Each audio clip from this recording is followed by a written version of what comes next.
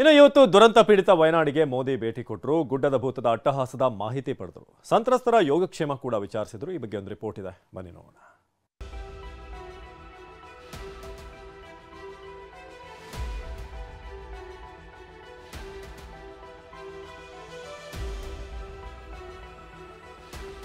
ಗುಡ್ಡ ಬಾಯ್ತಡದ ಹೊಡೆತಕ್ಕೆ ಊರಿಗೆ ಊರೇ ಸರ್ವನಾಶವಾಗಿ ಹೋಗಿದೆ. ಬೃಹತ್ ಬಂಡೆಗಳು ಅಪ್ಪಳಿಸಿರುವಂತಹ ಏಟಿಗೆ 400ಕ್ಕೂ ಹೆಚ್ಚು ಜನ ಪ್ರಾಣ ಕಳೆದುಕೊಂಡಿದ್ದಾರೆ. ನೂರಾರು ಮಂದಿ ಮಣ್ಣಿನಡಿ ಮರೆಯಾಗಿ ಹೋಗಿದ್ದಾರೆ. ಸ್ಮಶಾನವಾಗಿರುವ ವಯನಾಡಿನ ಭೀಕರತೆ ಬೆಚ್ಚಿ ಬೀಳಿಸುವಂತಿದೆ. ಇದೇ ಜಾಗದಲ್ಲಿ ಪ್ರಧಾನಿ ಮೋದಿ ಎಂದು ಖುದ್ದು ಪರಿಶೀಲನೆ ಮಾಡಿದ್ದಾರೆ. ಇಂಚಿಂಚು ಮಾಹಿತಿ ಕಲೆ ಹಾಕಿದ್ದಾರೆ.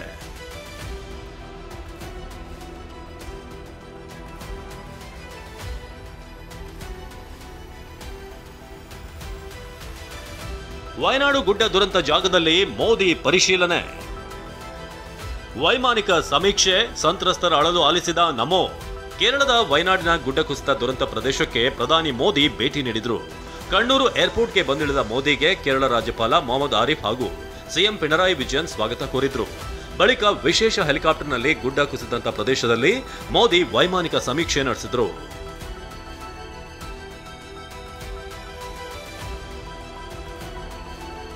ವೈಮಾನಿಕ ಸಮೀಕ್ಷೆ ಬಳಿಕ ಪ್ರಧಾನಿ ಮೋದಿ ಗುಡ್ಡ ಕುಸಿತದ ಜಾಗಕ್ಕೆ ಎಂಟ್ರಿ ಕೊಟ್ಟರು. ಬಂಡೆಗಳು ಬಂದು ಬಿದ್ದಿರುವಂತಹ ಜಾಗದಲ್ಲಿ ಹೆಜ್ಜೆ ಹಾಕಿದ್ರು. ಪಂಚರಿಮಟ್ಟ, ಮುಂಡಕ್ಕೈ, ಚೂರಲ್ಮಲಾದ ಬಗ್ಗೆ ಸೇನಾಧಿಕಾರಿಗಳಿಂದ ವಿವರಣೆ ಪಡೆದುಕೊಂಡರು. ಚಿತ್ರದುರ್ಗ ಮೂಲದ ವಯನಾಡು ಜಿಲ್ಲಾಧಿಕಾರಿ ಮೇಘಶ್ರೀ ಕೂಡ ಗುಡ್ಡ ದುರಂತದ ಪರಿಸ್ಥಿತಿಯ ಇಂಚಿಂಚು ಮಾಹಿತಿ ನೀಡಿದ್ರು.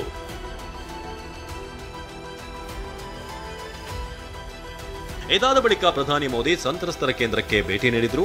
ಈ ವೇಳೆ ಮನೆ ಕುಟುಂಬವನ್ನ ಕಳೆದುಕೊಂಡವರು ಕಣ್ಣೀರಿಟ್ರು. ನಿಮ್ಮ ಜೊತೆ ನಾವಿದ್ದೇವೆ ಅಂತ ಮೋದಿ ಧೈರ್ಯ ತುಂಬಿದ್ರು.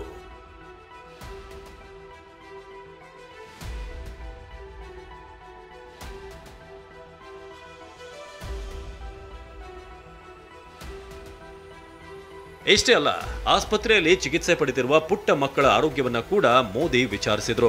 ಘಟನೆಯ ಬಗ್ಗೆ ಮಕ್ಕಳಿಂದಲೂ ಮಾಹಿತಿ ಪಡೆದ್ರು. ಎಲ್ಲರಿಗೂ ಸೂಕ್ತ ಚಿಕಿತ್ಸೆ ನೀಡುವಂತೆ ವೈದ್ಯರಿಗೆ ಮೋದಿ ಸೂಚನೆ ನೀಡಿದ್ರು. ಕೊನೆಗೆ ಕೇರಳ ಅಧಿಕಾರಿಗಳ ಜೊತೆ ಸಭೆ ನಡೆಸಿದ್ರು.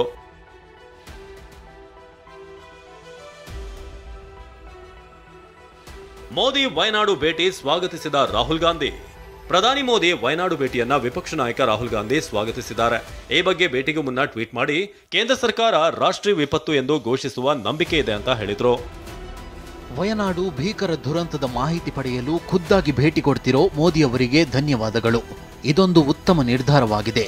ಮೋದಿ ಭೇಟಿ ನೀಡಿದ ಬಳಿಕ ವಯನಾಡು ದುರಂತವನ್ನು ರಾಷ್ಟ್ರೀಯ ವಿಪತ್ತು ಎಂದು ಘೋಷಿಸಲಿದ್ದಾರೆ ಎಂಬ ನಂಬಿಕೆ ಇದೆ.